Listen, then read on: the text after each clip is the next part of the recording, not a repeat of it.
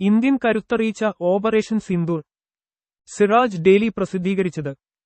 1965 17 ദിവസം നീണ്ടുനിൽക്കുന്ന യുദ്ധവും കാർഗില്, ഉറി, ബാലാകോട്ട് തുടങ്ങി സർജിക്കൽ സ്ട്രൈക്കുകളും നടന്നു. അതിന്റെ തുടർച്ചയാണ് ഓപ്പറേഷന് സിന്ദൂര്. പാകിസ്ഥാനാണ് ഇത്തരം സൈനിക നടപടികൾക്ക് വഴിമരുന്നിടുന്നത്. പഹൽഗാം തീവ്രവാദിയാക്രമണത്തിന് ശക്തമായ തിരിച്ചടിയാണ് ഇന്ത്യ നൽകിയത്. ബുധനാഴ്ച പുലർച്ചെ 1.30 കര-വ്യോമസേനകൾ സംയുക്തമായി നടത്തിയ ഓപ്പറേഷന് സിന്ദൂരില് 9 തീവ്രവാദ കേന്ദ്രങ്ങൾ തകർത്തതായി സേനാ നേതൃത്വം വെളിപ്പെടുത്തുന്നു. ലഷ്കർ-എ ത്വയ്ബ, ജെയ്ഷെ മുഹമ്മദ്, ഹിസ്ബുല് മുജാഹിദീന് തുടങ്ങി പാക് അധീന കശ്മീർ ആസ്ഥാനമായി പ്രവർത്തിക്കുന്ന തീവ്രവാദ സംഘടനകളുടെ ആസ്ഥാനങ്ങൾ സ്ഥിതി ചെയ്യുന്ന ബഹാവൽപൂര്, കോളി, മുരിഡ്കെ തുടങ്ങിയ കേന്ദ്രങ്ങളെയാണ് ഇന്ത്യൻ സൈന്യം ലക്ഷ്യമിട്ടത്.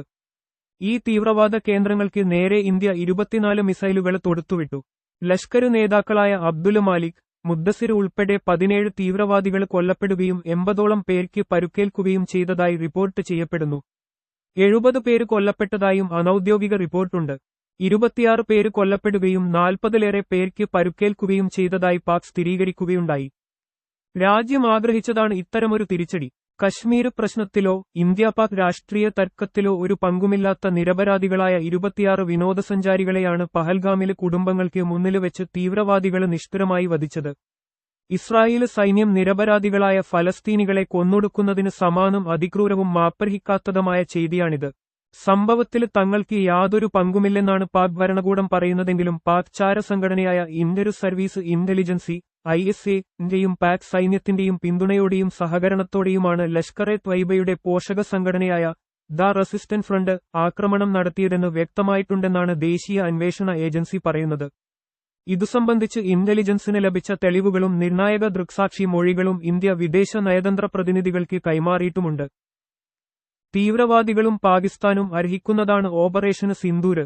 പാകിസ്ഥാനെതിരെയല്ല, തീവ്രവാദത്തിനെതിരെയാണ് ഇന്ത്യ തിരിച്ചടിച്ചതെന്ന് ഓപ്പറേഷന് സിന്ദൂരിന് ശേഷം ഇന്നലെ കാലത്ത് ഡൽഹിയിൽ നടന്ന വാർത്താ സമ്മേളനത്തിൽ സൈനിക നേതൃത്വങ്ങൾ വ്യക്തമാക്കിയിട്ടുണ്ട്. കശ്മീരില് ദീർഘകാലമായി നിലനിൽക്കുന്ന സംഘർഷത്തിലും അരക്ഷിതാവസ്ഥയിലും പാകിസ്ഥാന് കേന്ദ്രമായി പ്രവർത്തിക്കുന്ന തീവ്രവാദി സംഘടനകൾക്ക് വലിയ പങ്കുണ്ട്. തീവ്രവാദികളുടെ താവളമായി മാറിയിരിക്കുകയാണ് പാകിസ്ഥാന്. ഇവരുമായി പാകിസ്ഥാനുള്ള ബന്ധം സ്ഥിരപ്പെട്ടിട്ടുണ്ട്. കഴിഞ്ഞ 3 പതിറ്റാണ്ടായി ഇന്ത്യക്കെതിരെയുള്ള തീവ്രവാദി ആക്രമണത്തിന് പാകിസ്ഥാന് പിന്തുണ നൽകുന്നുണ്ടെന്നും ഈ സാഹചര്യത്തിലാണ് ഇന്ത്യ തിരിച്ചടിക്ക് നിർബന്ധിതമായതെന്നും വാർത്താ സമ്മേളനത്തിലെ വിദേശകാര്യ സെക്രട്ടറി വിക്രം മിശ്രി, കേണല് സോഫിയ ഖുറേഷി, വ്യോമസേന വിംഗ് കമാൻഡർ വ്യോമിക സിംഗ് എന്നിവർ വ്യക്തമാക്കി. സാധാരണക്കാർക്ക് ഒരു പ്രയാസം സൃഷ്ടിക്കാത്ത വിധവും വൻതോതിലുള്ള നാശനഷ്ടങ്ങൾക്ക് ഇടവരുത്താതെയും തീവ്രവാദ കേന്ദ്രങ്ങളെക്കുറിച്ച് വ്യക്തമായി പഠിച്ചറിഞ്ഞ ശേഷവുമായിരുന്നു ആക്രമണം.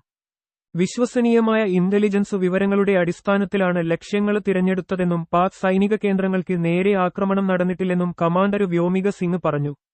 കഴിഞ്ഞ 10 വർഷത്തിനിടെ ഇന്ത്യ നൽകിയ 3ാമത്തെ തിരിച്ചടിയാണിത്. 1947 വിഭജനാനന്തരം കശ്മീർ ഇന്ത്യയോട് ചേർന്ന അന്നുതൊട്ടേ തുടങ്ങിയതാണ് ഇന്ത്യ-പാക് സംഘർഷം. കശ്മീരിനെ ചൊല്ലി പലപ്പോഴും അതിർത്തിയിൽ ഏറ്റുമുട്ടലുണ്ടായിട്ടുണ്ട്. 1965 17 ദിവസം നീണ്ടുനിൽക്കുന്ന യുദ്ധവും കാർഗില്, ഉറി, ബാലാകോട്ട് തുടങ്ങി സർജിക്കൽ സ്ട്രൈക്കുകളും നടന്നു. അതിന്റെ തുടർച്ചയാണ് ഓപ്പറേഷന് സിന്ദൂര്. പാകിസ്ഥാനാണ് ഇത്തരം സൈനിക നടപടികൾക്ക് വഴിമരുന്നിടുന്നത്. സൈനിക ആക്രമണങ്ങളിലൂടെയും തീവ്രവാദികളെ ഉപയോഗപ്പെടുത്തി അയൽരാഷ്ട്രത്തിന്റെ സ്വസ്ഥതയും സമാധാന അന്തരീക്ഷവും തകർത്തുമല്ല രാഷ്ട്രങ്ങൾ തമ്മിലുള്ള അതിർത്തി തർക്കങ്ങളും രാഷ്ട്രീയ പ്രശ്നങ്ങളും പരിഹരിക്കേണ്ടത്. ചർച്ചകളിലൂടെയും നയതന്ത്ര ഇടപെടലുകളിലൂടെയുമാണ്. പാകിസ്ഥാന് ഇതറിയാതെയല്ല. എങ്കിലും ആഭ്യന്തര കുഴപ്പങ്ങളിൽ നിന്ന് ജനശ്രദ്ധ തിരിച്ചുവിടാന് ഭരണനേതൃത്വം അതിർത്തിയിലെ കുഴപ്പങ്ങളും തീവ്രവാദികളെ ഉപയോഗപ്പെടുത്തി കശ്മീരിലെ സംഘർഷങ്ങളും സൃഷ്ടിക്കുകയാണ്. കടുത്ത സാമ്പത്തിക പ്രതിസന്ധി നേരിടുകയും സൈനിക ശക്തിയിൽ ഇന്ത്യക്കു താഴെ നിൽക്കുകയും ചെയ്യുന്ന പാകിസ്ഥാന് ഇന്ത്യയെ അതിജയിക്കാനാകില്ല. നയതന്ത്രപരമായ നീക്കങ്ങളാണ് ഇക്കാര്യത്തിൽ പാകിസ്ഥാന് സ്വീകരിക്കേണ്ടത്. ഇത്തരമൊരു വിവേകപരമായ നിലപാടിലേക്ക് നീങ്ങുന്നതിന്റെ സൂചനയായി വേണം ഓപ്പറേഷന് സിന്ദൂറിന് തൊട്ടുപിന്നാലെ പാക് പ്രതിരോധ മന്ത്രി ഖാജ ആസിഫ് നടത്തിയ പ്രസ്താവന വ്യക്തമാക്കുന്നത്. ഇന്ത്യക്കെതിരെ ശത്രുതാപരമായ നടപടി സ്വീകരിക്കില്ലെന്ന് കഴിഞ്ഞ 2 ആഴ്ചയായി പറഞ്ഞുകൊണ്ടിരിക്കുകയാണ്. നിലവിലെ സ്ഥിതിഗതികൾ ലഘൂകരിക്കാൻ ഇന്ത്യ സന്നദ്ധമാവുകയും സൈനിക നടപടികളിൽ നിന്ന് പിന്മാറുകയും ചെയ്താൽ നിശ്ചയമായും ഞങ്ങൾ സംഘർഷം ഒഴിവാക്കുമെന്നായിരുന്നു ഇസ്ലാമാബാദിലെ ബ്ലൂംബെർഗ് ടിവിയുമായി സംസാരിക്കവെ ഖാജ ആസിഫ് പറഞ്ഞത്. ഇത് വിവേകത്തിന്റെ സ്വരമാണ്.